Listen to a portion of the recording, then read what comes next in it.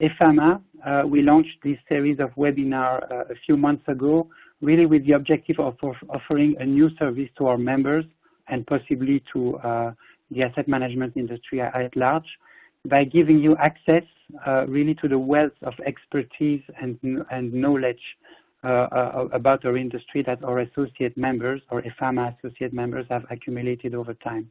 And also by giving you an opportunity through short, dedicated sessions like we will have today to stay up to date on topical subjects and to exchange with your peers and to experts in this matter.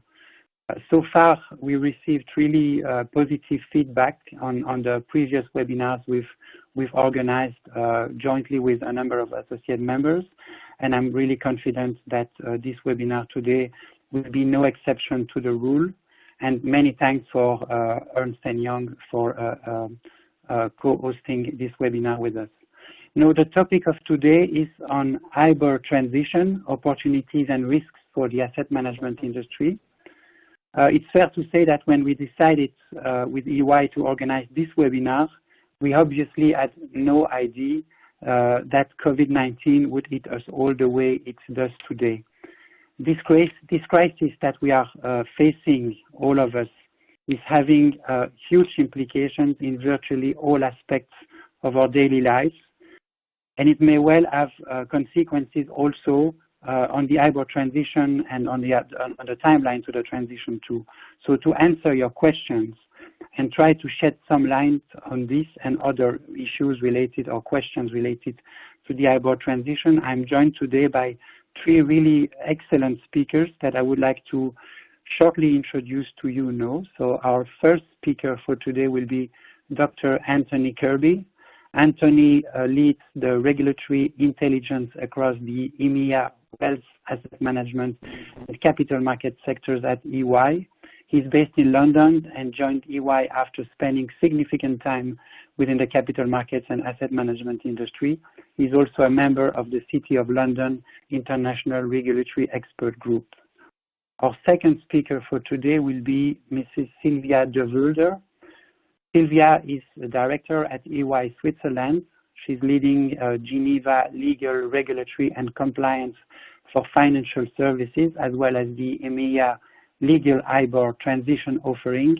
And she is also a member of the ISDA benchmark working group. And our third and last speaker for today, well known to many of you, is Agathi Pafili. Agathi is currently Vice President of EU Government Affairs at Capital Group, and she's joining us today to give the ECB's Euro risk-free rate working group's perspective based on her participation in this group as a representative of the asset management industry. So as was mentioned at the very beginning of this webinar, and before we go on with the different presentations, we will be running a few polls, and the first question that we would like to run to you is the following one. Which three areas of your business do you expect to be most impacted by the transition? And there, as you can see on your screen, there are 5 possible answers. A, distribution, B, front office, C, operations, D, business control, E, technology, and F, others. So I would like to encourage and invite all of you to start responding to the poll that you should see appearing on your screen.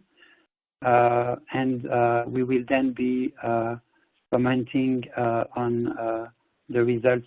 Okay, I see that results start coming in. From what I can see, it seems that you are globally considering that the main impacts on the businesses related to the IBOR transition will be related to operations and front office, maybe less so on distribution and the other aspects that have been mentioned. So interesting thoughts and results for this poll that we will be able to further discuss later on. But now, without further ado, I would like to hand over and give the floor to Dr. Anthony Kirby, who will start by giving us a bit of background to the IBOR transition, and we'll do a deeper dive on the impacted areas that were just highlighted in the poll. Anthony, over to you. Vincent, thank you very much for that kind introduction. And ladies and gentlemen, good afternoon. I'm delighted to be here in the middle of the current working from home situation and share with you some thoughts because IBOR is a pretty fast-moving transition going forward, and we should be able to share with you not just some thinking about the trend, but also some market color in terms of what we're seeing at this point in time. So looking forward. Well, firstly, just to sum up at a high level, interbank offered rates, the IBORs, there are a set of interest rate benchmarks, including, among others, the 5 main IBORs, the sterling, dollar, euro, Swiss franc, and yen denominated, as well as EURIBOR and TIBOR. They're pervasive. They impact an estimated 370 trillion US dollar notional value of financial instruments globally. And several cases of manipulation of these indices by banks led to the censoring and the initiation of reforms by regulators globally. This was done, obviously, to restore market confidence in the reliability and robustness of these rates. Now, the key reform initiatives that the regulators put in motion, starting in 2012 with the then Financial Services Authority Martin Weekly Review, followed by the Group of 20, the Official Sector Steering Group, the International Organization of Securities Commissions, and the IBOR Market Participants Group, all laid out an outcome for these reviews, which was a recommendation essentially to replace judgment-based IBOR set by panels and to promote the development and adoption of alternative risk-free transaction reference rates instead.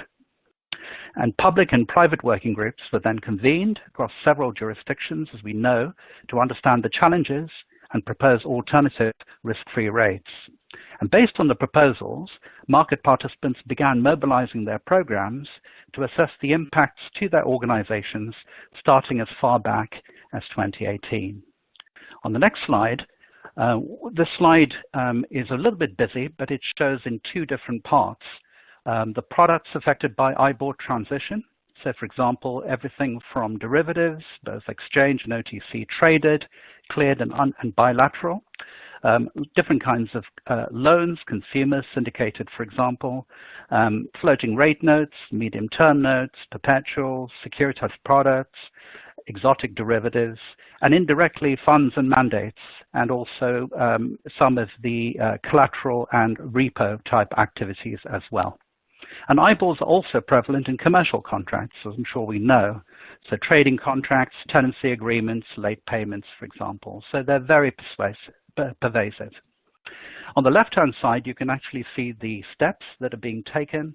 It's not a completely comprehensive chart, but it shows, if I go back to the regulator drives behind this, Dear CEO letters, for example, from the FCA to banks and insurers going back to September of 2018, followed by an ECB, a letter to banks in July 19, an FCA letter to asset managers specifically as recently as the 27th of February.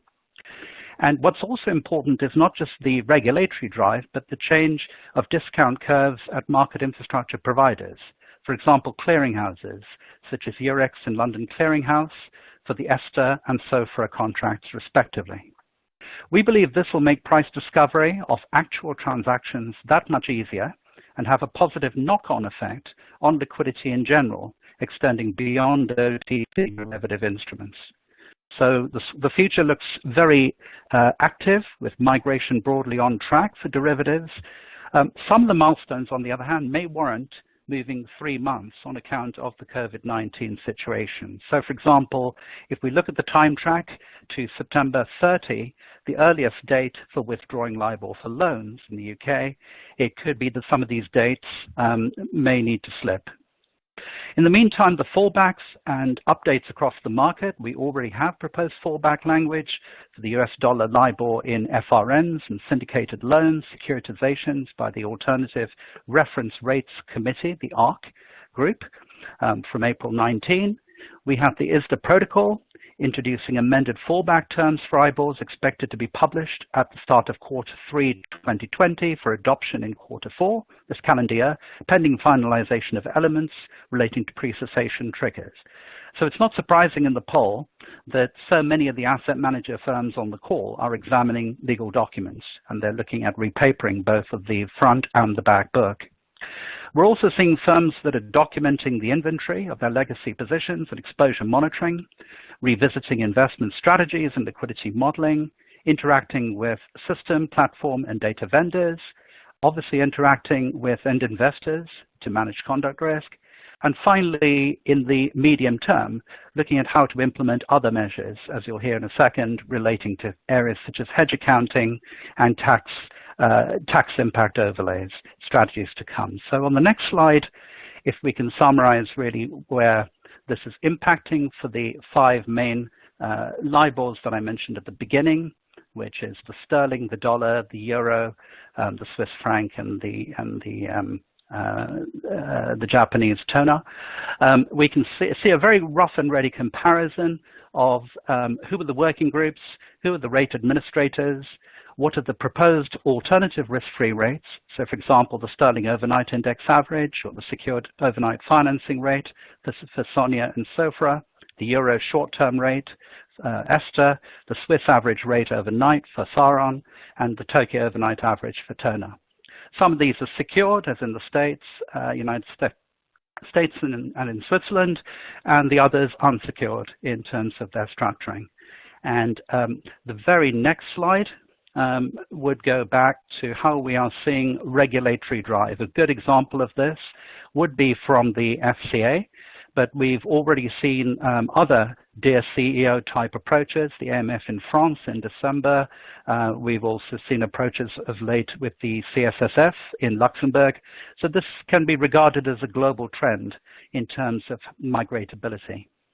As you can see on the slide, the top right is essentially the words. I won't bother draining the slide, of course, but the third paragraph is very relevant. It states from Nick Miller, the FCA, that LIBOR ending is a market event and the transition to alternatives is market-led.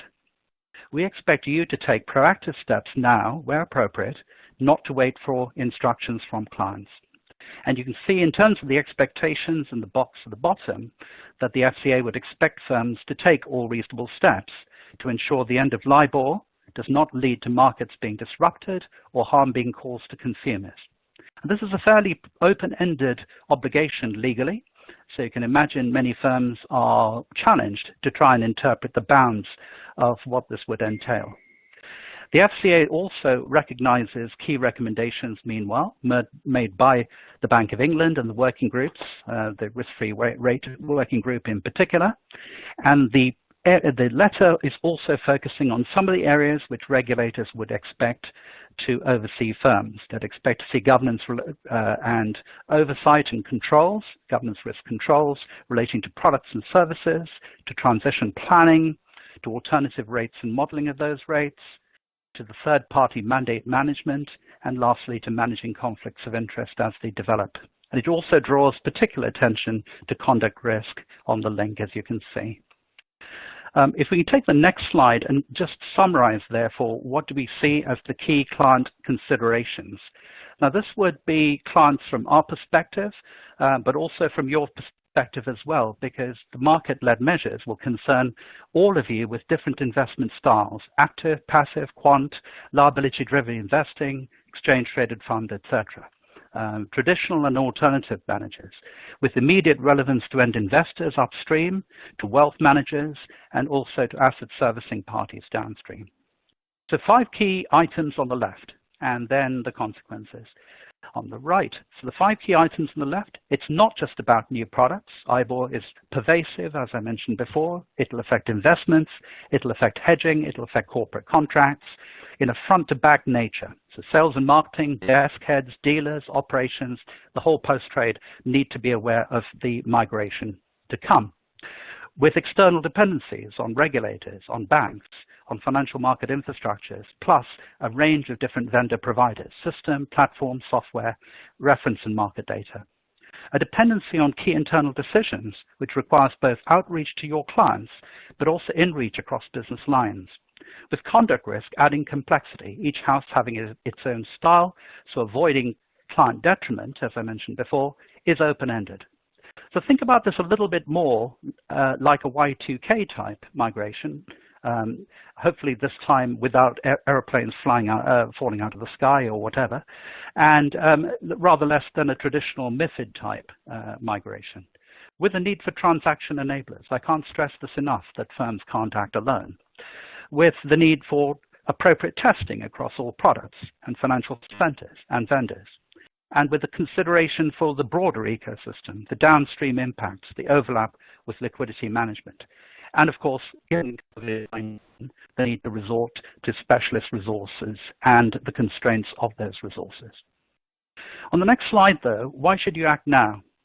I won't drain the slide, but you can see 6 different reasons as to why you don't want to delay unnecessarily, and why late mobilization could result in challenges, increased cost, increasing delivery risk, increased operational risk, increased conduct risk, potentially loss of market share, and finally, potentially a worse client experience resulting in confusion. And the next slide gives a little bit more detail in terms of how some of these components land. Many of the larger firms have told us in working groups and events which we run that their programs are showing amber. They're solid green in terms of readiness, in terms of governance and controls, more amber in terms of the current areas of focus in terms of impact assessments, product and especially legal, as you'll hear from Silvia in a second. And then when it comes to other areas, valuation, risk management, accounting and tax, and the transversal area of operations, data and technology, all these areas currently showing as red for the moment.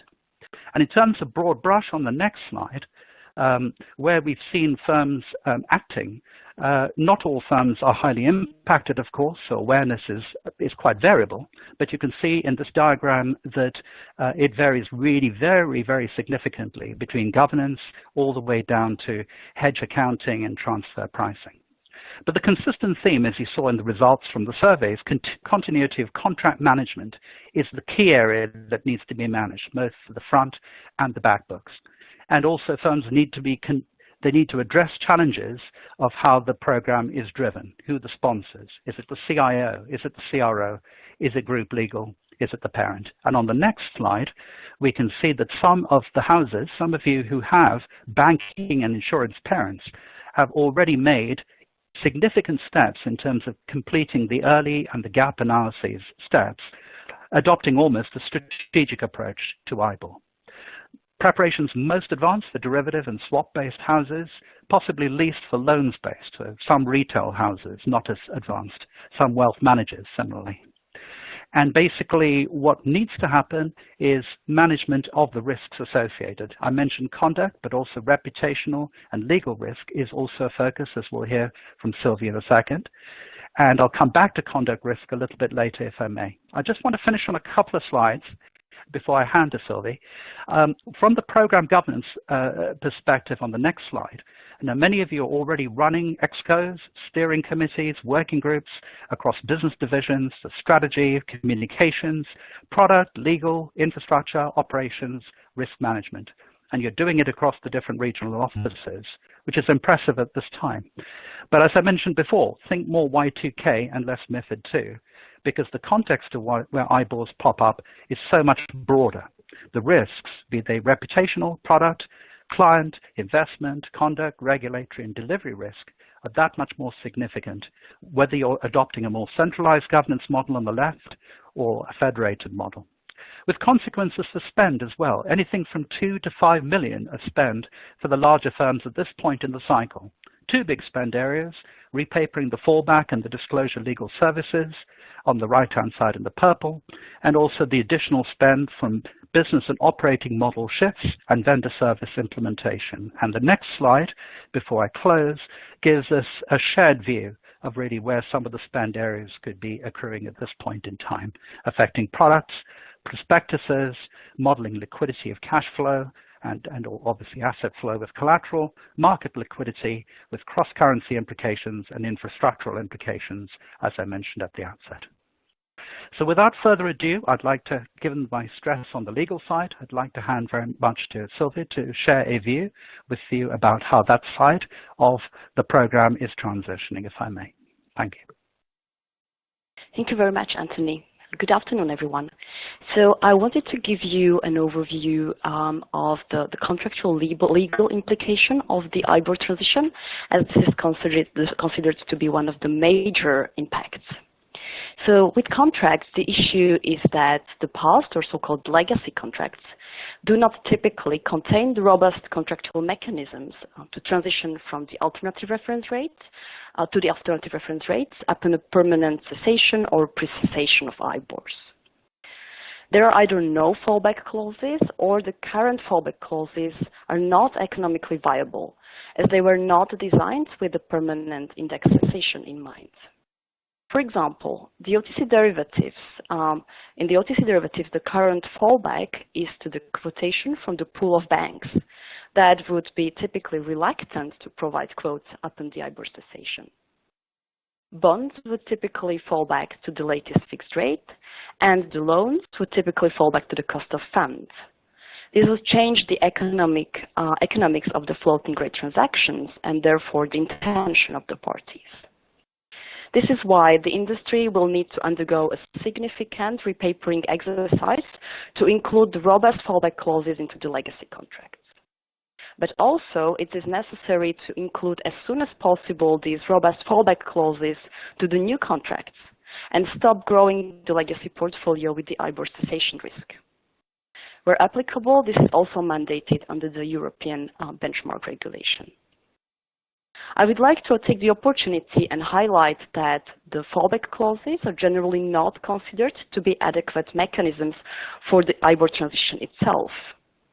In other words, the regulators expect the industry to actually transition the legacy contracts from IBORs to alternative reference rates well ahead of the occurrence of the IBOR cessation or pre-cessation events, which would then trigger the fallback clauses.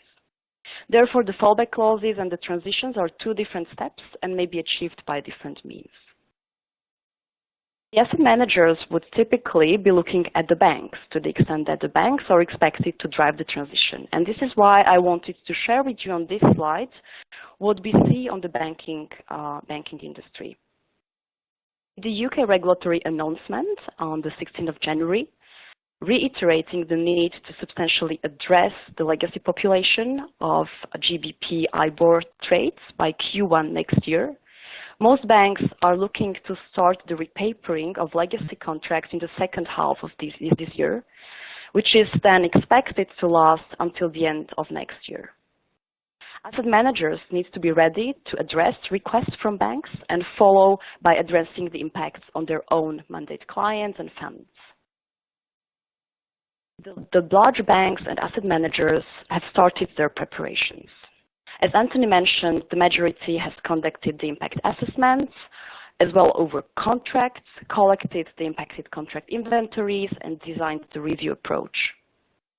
But given the volumes, many firms are considering the use of technology to enable the human review, which is a good news for the future of the legal function in general, as it brings the opportunity to create a digitized contract database and modern workflow tools. And we see the importance of those modern tools right now as we all are forced to work from home remotely due to the COVID-19 crisis. On the next slide, I would like to talk you through different specific areas of documentation impact for asset managers. The asset managers currently use IBOR in two main ways in the contracts. First and foremost, the managers hold LIBOR-based products in their portfolios and use IBOR-based derivatives for hedging. Many firms will also hold IBOR-based floating rate notes or securitization or private debt. And although the asset managers will probably not be in the lead for the transition of those investment products, but the transition of the investment portfolio will need to be carefully overseen by them to ensure that no client value is lost. And indeed, the exposures in the investment portfolio present a problem because when LIBOR ends, the economics and the value of those products will change. And therefore, there's a risk of litigation over transition terms for existing products without adequate fallback language. The national working groups and the industry associations are designing various fallback clauses, as well Anthony mentioned. And Agathi will give you more detail on the plan for the EU currency products within EUR RFR working group. The second use of IBOR for the managers is that they use IBOR as a benchmark or a performance target for their funds and mandates. This could be seen in particular in alternatives or asset allocation, absolute return funds, and fixed income funds. Sometimes the benchmarks that do not directly reference IBOR may reference to indices based on IBOR.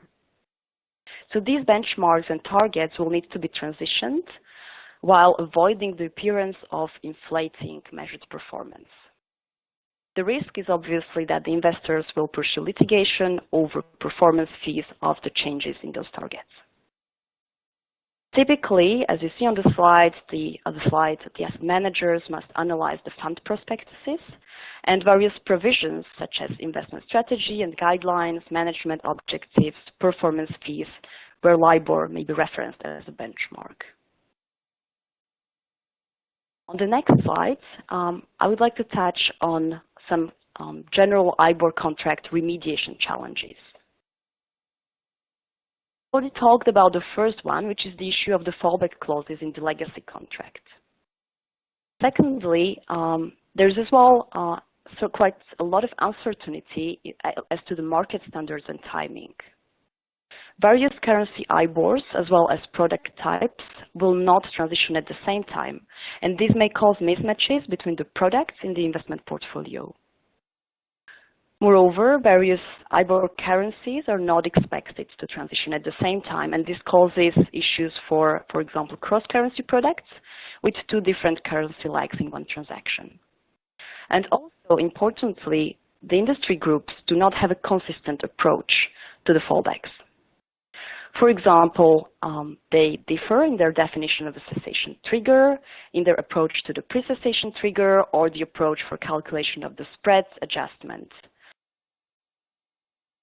Another complexity under the point 3 is that the IBOR transition involves client relationships. So it is not just a repapering exercise.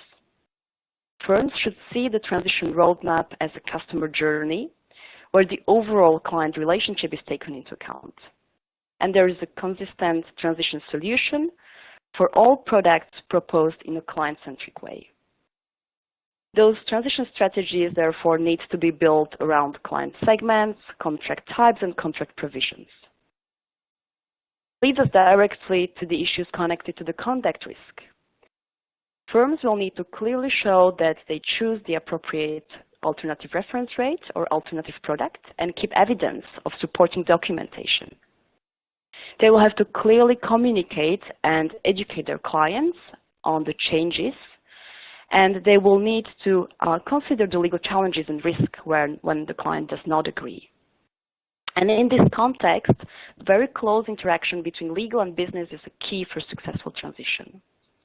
Lastly, in terms of efforts, the cash products will be particularly difficult to repaper, given the lack of standardization and lack of industry protocol mechanism.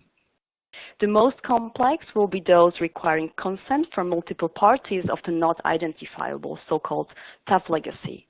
And as you may know, there is currently a call for regulatory and legislative action to provide the legal mechanism to transition those tough legacy contracts. On the derivative side, the challenge is the volume, but they should be fairly straightforward. So unclear derivatives should to a large extent follow the ISDA fallback protocol that Anthony mentioned, and that is planned to be published later this year. However, not all relationships and all products will be covered by the protocol, and therefore bilateral negotiations will be required. Also, the change of CCP discounting rates is expected to trigger bilateral negotiations of the CSA, so the collateral agreements for uncleared OTC derivatives. And the LCH switch from EONIA to Ester seems to be still planned for June, and so you should watch that out. So finally, on the last slide in my part, I just wanted to list a few items not to forget or to focus on the next couple of months. Perform the contract review and due diligence exercise. You should identify and therefore then later remediate the impacted contracts and where volumes are justified enabled by the technology. Determine the client cohorts, set cohort treatment strategy, and consider the conduct risk across the whole life cycle. I would now like to hand over to Agathi, who will walk you through the initiatives at the ECB EUR RFR working group. Agathi, over to you. Yes, thank you very much. So good afternoon from my side as well. Indeed, my presentation will be on presenting what at the European level, the Euro risk-free rate working group is doing regarding the transition from EONIA and EURIBOR to new nearly risk-free rates. Starting from what is the purpose and the mandate of this working group? Just briefly to say that the Euro risk-free rate working group was established as many other similar fora in the US and in the UK and in other jurisdictions, based on the FSB recommendation to try to have interest rates that are based on transaction data.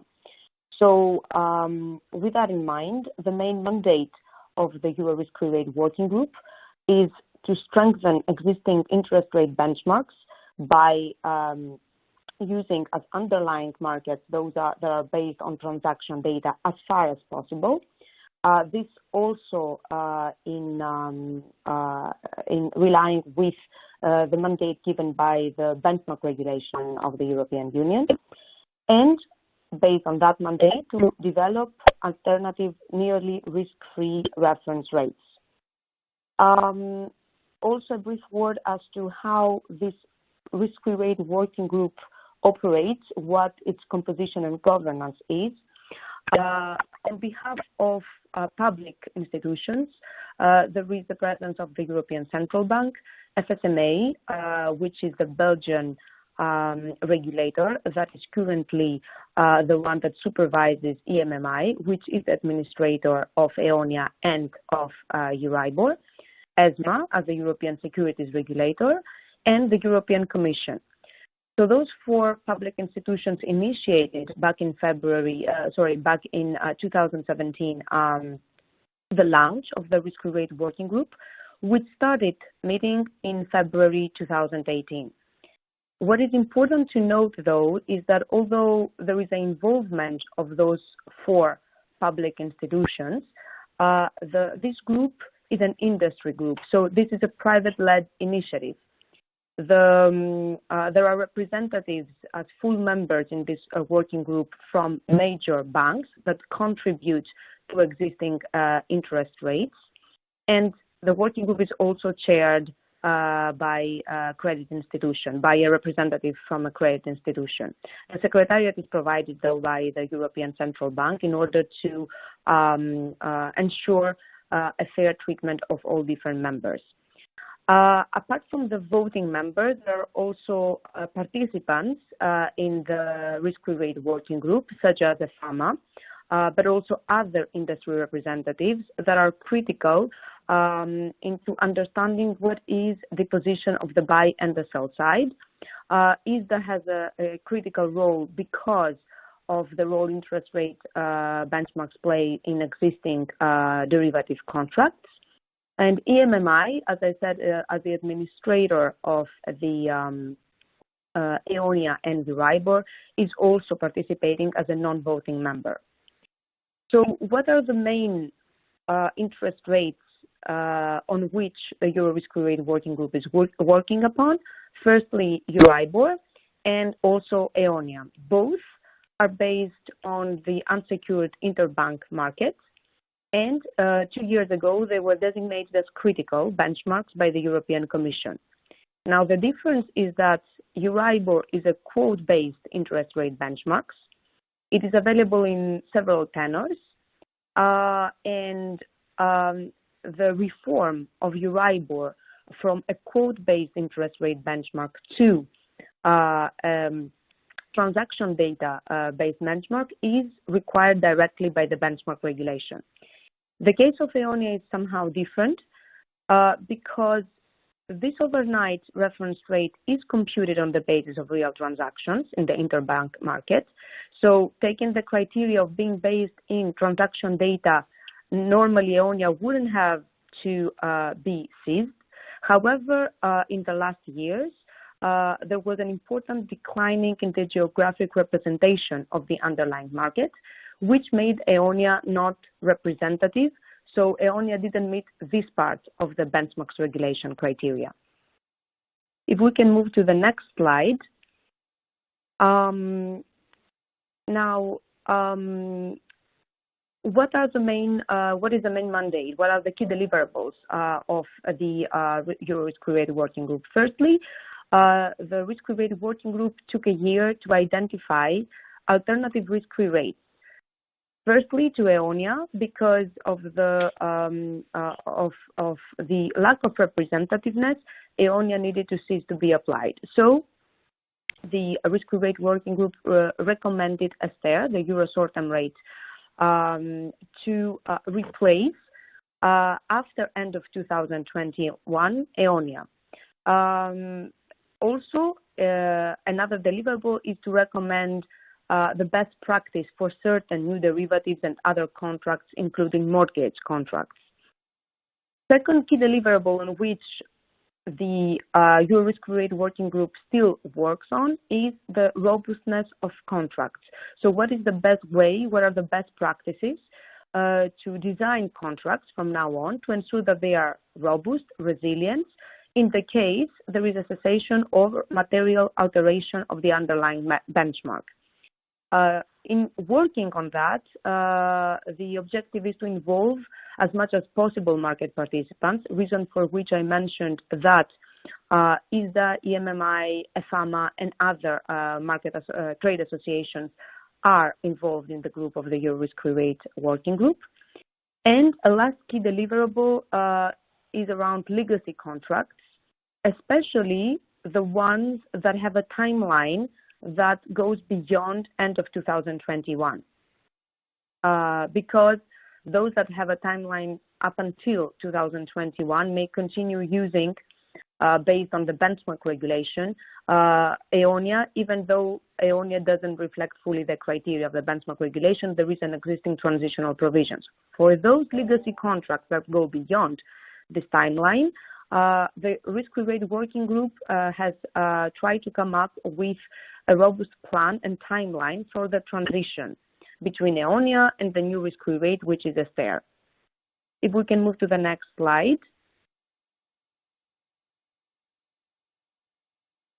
Now, what has been done so far and what is important for asset managers to keep in mind concerning the work of the working group.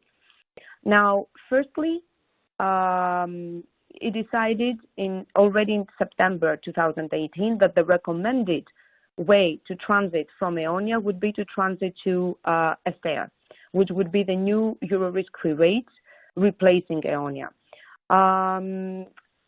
After that, in March 2019, there was the endorsement of recommendations to market participants on how to transit from EONIA to ESTER and a calculation of the ESTER base term structure. Now, the main recommendation was to market participants to gradually replace, starting as soon as possible, EONIA with the euro short-term rate for all products and contracts, making the euro short-term rate their standard reference rate, which also means making adjustments to their IT systems. EMEIA was also recommended in the meantime, in order to facilitate this transition, to republish EONIA from a given period until the end of 2021, so until the time EONIA will cease to be published, to publish EONIA as a stair plus a fixed spread. Again, this to an effort to facilitate the transition. So until 2021, the contracts that already reference EONIA would continue doing so, but they will already embed the fixed spread that would make the transition afterwards easier. After that, in July 2019, there was also the effort, there was much more focus on making sure that there be fallbacks also for EURIBOR. So once the working group finished the work on EONIA, the next step was trying to understand how new enhancements for EURIBOR can be put in place, so that in the case EURIBOR in the future may cease to exist or be materially impacted, there would be an alternative fallback that is recommended by the Euro Risk-Related Working Group and has broad market support. And the idea was to provide this EURIBOR fallback based on an stair forward-looking term structure. Same month, in July, there was an important recommendation on what are the legal steps market participants should be taking, the so-called legal action plan, in order to ensure a smooth transition from EONIA to a stair, both for new and legacy contracts. This is very much relying on the active support of market participants, but at the same time, the Euro Risk-Related Working Group highlighted that the support and involvement also of European and national public authorities is critical. So in general, the legal action plan is calling all new contracts to stop referencing EONIA. In those few cases that there may be a necessity to reference EONIA, at the same time, market participants should include robust fallback provisions. For the legacy contracts referencing EONIA and maturing after December 2021, market participants again should consider replacing EONIA as soon as possible, or alternatively, embed robust fallback clauses. As a next step, since October 2019, we already have the Euro short-term rate published on the 2nd of October. It was the first time of publication. And on the same day, EONIA was also published in a new way as it became a stair plus a fixed spread, which was calculated by the European Central Bank at 8.5 basis points.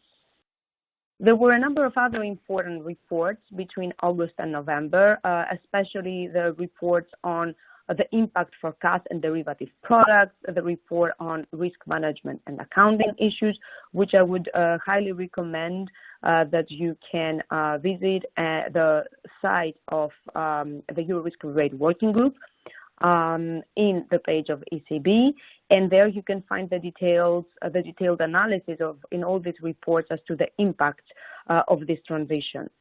Last step taken was in November 2019 when there was a report providing supervised entities with guidance on potential ways to make sure that they comply with the benchmark regulation, and in particular with the provisions around having robust written plans in place. And again, I would invite that you go through this report as well.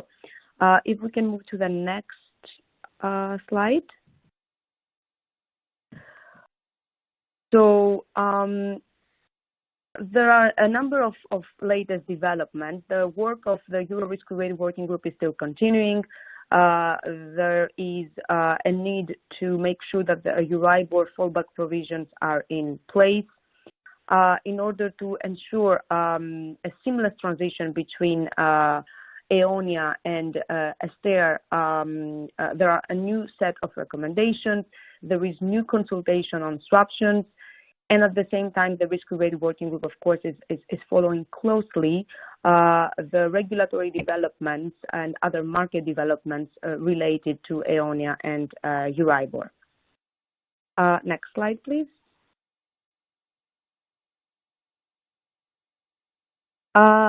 Important point is that during all the process of mapping of what is necessary to be done related to a smooth transition from the existing rates to the new nearly risk-free rate, there is also a focus on investment funds.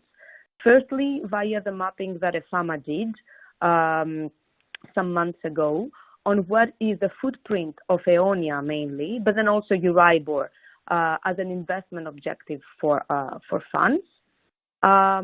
Secondly, understanding what is the impact and implications for risk management and legal impact from this transition. I again would, there are a lot of important results there. I would again just narrow by saying that the majority of the respondents to the EFAMA survey and the results of the survey you can now find in the official reports of the Euro Risk-Related Working Group said that more than 12 months are necessary to prepare and put in place the transition plan. So firstly, it takes important time. Secondly, that the most important impact would be on applying changes to fund prospectuses, communicating with clients, and adaptations of systems, especially in terms of coping with the EONIA publication on T+1 date. In the case also of those funds that are pursuing liquid strategies with a total absolute returns, and they use EONIA as a hurdle for performance fee calculations, there may be also an impact from this transition. And I invite you also to read the report of the risk-related working group or risk management implications, where there is a very concrete point related to the implications for asset managers. And if I can move now to the last slide. But what is important to keep in mind is that the risk-related working group in Europe, as it stands with every similar fora around other jurisdictions, non-EU jurisdictions, is a private-led initiative. So it is an industry working group, which means that the recommendations are valid because they provide orientation, they represent the prevailing market consensus, but they are not legally binding. So just by following the working group's recommendations, this doesn't constitute a safeguard that market participants comply with the benchmark regulation. So still market participants need to assess internally on what is the preferred option, negotiate and evaluate options with their counterparties and clients before deciding on the right transition plan. So that would also involve further engagement with national supervisors and market associations. We reference here the ISDA as an example, and understanding what are robust written plans and fallbacks that need to be in place to ensure contract continuity. So altogether, the key message is that inertia is not an option. Starting early, well, at this stage, we wouldn't even say that it's early, but starting and then making sure that everything is put in place in a timely way is necessary, because this is left individually in each asset manager.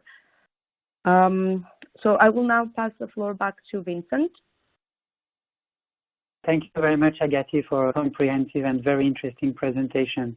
Before giving back the floor to Anthony for a few more minutes, I just wanted to remind you that we have left a little bit of time at the end of the webinar to answer your questions if you have, so feel free to send your questions already using the chat function.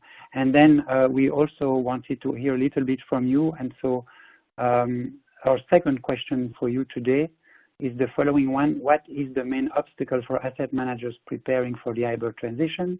Is it the lack of guidance from regulators? Is it that there are different solutions needed to apply based on asset classes or clients? Is it that negotiations are mainly driven from the buy side, or is it a matter of lack of industry standards across asset classes? So if you could please respond to that question.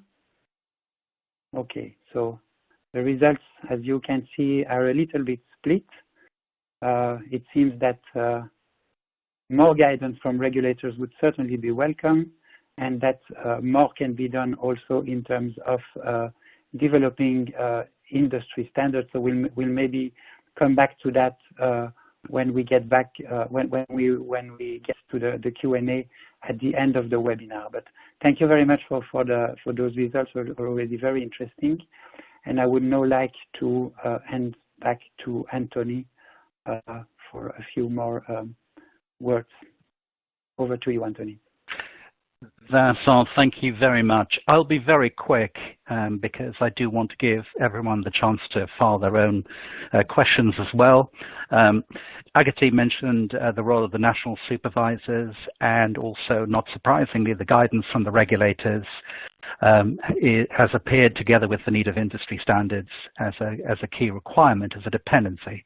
And perhaps not surprisingly, that when we look at the sorts of practical steps that firms can take, they're very much guided also by the comments from regulators. For example, on the 27th February from the FCA, by way of example, Nick Miller said that a transition plan should be prepared, including appropriate milestones, resourced adequately, devised holistically across all business functions. And I do urge everybody to study the Dear CEO letter in terms of looking at the components of the plan, in terms of investments, looking at exposures and dependencies, looking at the risks associated with IBOR's termination, engaging with issuers for LIBOR referencing securities, and last but not least, keeping clients appraised of what you're doing. And some of the component parts you'll notice on the slide, valuations and models will overlap with current measures around managing liquidity risks or delegated funds, very important with the substance regulations currently in Luxembourg. You'll see that they overlap with current measures. So my last slide on the next one is really looking at what are the opportunities, what are the areas where firms can move forward in terms of the program set up. And I just want to call out two, if I may, on this slide: liquidity valuation risk management, and secondly, in terms of high-level client agreements. I'll finish on those two, if I may. Firstly, on the first, with regards to liquidity valuation and risk management, the opportunity really is simplification of operations at this point in time.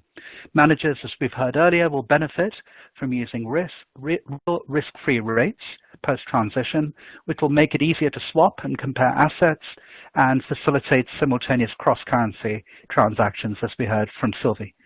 And secondly, in terms of client agreements, there are opportunities, not just with IBOR migration, but business as usual this decade, to automate the handling of legal agreements, as we heard from Silvia, to equip them with fallback language which can address reputational and legal risks. And therefore, in doing so, keeping regulators happy, forestalling the possibility of conduct risk arising from the availability of price-sensitive information. I'll finish with the FCA again, if I may. They're expecting firms in the letter to exercise skill, care, and diligence, to manage conflicts of interest appropriately, to ensure that clients are not misled and treated fairly, and lastly, to act in the best interests of clients and to provide documentary evidence of all of the above. So with that, if I may, Vincent, I think I'll hand back to you. I just wanted to say that very quickly in response to the slides that were put up there. I'm conscious of time, so if I hand back to you for any discussions forward. Thank you very much, Anthony, and also to Silvia and Agathi, really, for all your insights. I think it's really extremely useful. One last question to you, a very simple one, but important one probably. Do you think the IBOR deadline will be extended due to COVID-19? Yes, no. Please answer before we go to the Q&A.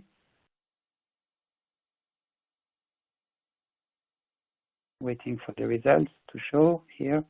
Again, a very split result here. It seems that there is no consensus view yet on whether or not there will be a deadline, a postponement of the deadline for the IBOR transition.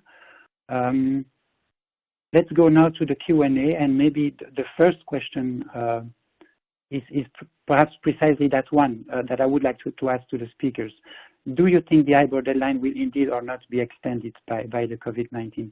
Agathi, maybe, do you want to give it a go? Yes, thank you, Vincent. So I guess the answer right now can only be we will need to wait and see for that. Of course, the risk-free rate working group is taking into consideration the COVID-19 situation and is still assessing whether there needs to be a postponement of the transition to the Ester and Ester-based fallback provisions. Up to now, because the deadline is end 2021, so it's not that imminent. Up to now, there is no decision again for the moment, but there is a lot of replanning of the work of the Euro risk-free rate working group, given that a lot of its members are now trying to deal back in their businesses with this situation, which means this impacts the work of the risk-free rate working group. But again, for the time being, when it comes to EONIA, transition to Ester, and for Ester-based fallback provisions, it doesn't seem to be for now that there is a postponement after end of 2021. Again, this may change. And just to add to it, Vincent, to answer your question, I would say at this point what we're seeing is evidence of quarterly delays as opposed to postponement. And we're also hearing the F word, forbearance, being used increasingly by regulators to try and handle the current situation. We can see this applied, for example, to current regulatory measures, MiFID II, the Securities Finance Transaction Regulation, the Money Market Fund Regulation, by way of example. So short-term postponement, yes. Forbearance, potentially yes. Long-term delay, no. Okay, very clear. I see that questions are coming in, so please keep on sending them, and we'll try to answer at least one or two more. Another question that we got from the audience is the following one. What are the upsides of the transition? Is there the potential to simplify investment management operations? Will the transition to real risk-free rates make it easier to net down existing positions, to swap and compare assets, and to facilitate simultaneous cross-currency transactions? Who wants to respond to that question? Anthony, maybe?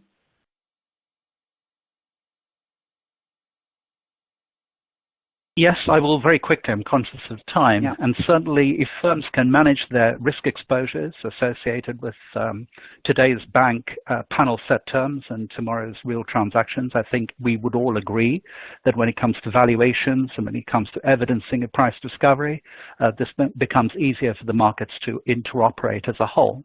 But I stress a point that Agathi landed earlier, which is that all the different competent authorities, national supervisors, need to be in step in terms of where this is going to go. After the last financial crisis of 2008, we saw the implementation of a G20 type approach, for example, standardization of clearing rates, clearing arrangements, should I say, and we need to see something a little bit more consistent with that, I would argue, going forward, if we're to see a smooth transition to global coordination on this scale. Thank you, Anthony. I see we have almost run out of time, but we maybe have time for one last question from the audience. I think a very interesting one, which is the following. To which extent is conduct risk really a concern? Don't you think that guidance on fallbacks from associations like ISDA, for instance, will simply set a market standard? I don't know if Silvia or Anthony want to respond to that one very quickly. Just quickly, maybe on that one, the ISDA, I think, is really providing the fallback language, but it does not give a clear contractual mechanism for the transition itself that requires an economic discussion between the parties. So I think, there's importance to distinguish those two steps, fallbacks and the transition. Anthony, another observation? Yeah, I think it falls out of a regulatory requirement because of the types of risks that need to be which need to be mitigated. It falls out of the need to avoid client detriment. The good news is we're already seeing firms act at a moderate level and advanced level. The health warning is that conduct risk for the buy side can be a very different species compared with the sell side. And regulators will often have a very clear idea of what sell side conduct risk would look like. From a buy side perspective, I can't stress enough, it depends on the types of your clients and the investment style of the firm. Thank you, Anthony and Silvia. There were many more interesting questions, but I think we really are now running out of time, so we will need to conclude our webinar now. So it remains for me to thank the speakers in particular for the excellent presentations, and thank you also all participants for being with us today. And surely there will be more discussions on this topic. Thank you very much, and talk to you soon. Bye. Thank you all. Have a good day. Thank you.